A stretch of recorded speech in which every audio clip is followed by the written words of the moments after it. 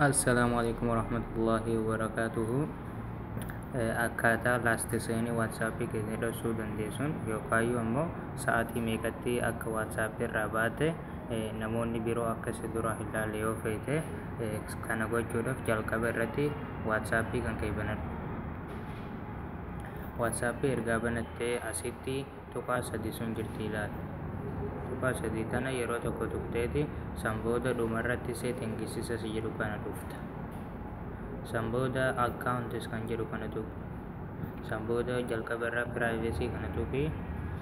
Ammas jalqaba irratti laastiseen isa jedhu kana yeroo tokko tuqi. Amma kana sadiin siif baasa kuni filannoo keeti jechuudha.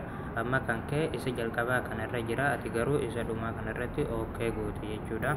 Sanbooda tahee jira jechuudha. Amma namumti fedhe sa'aatii meeqatti akka waatsaappii keessaa baate si dura ilaaluu hin dandahanii jechuudha. Kana fakkaata.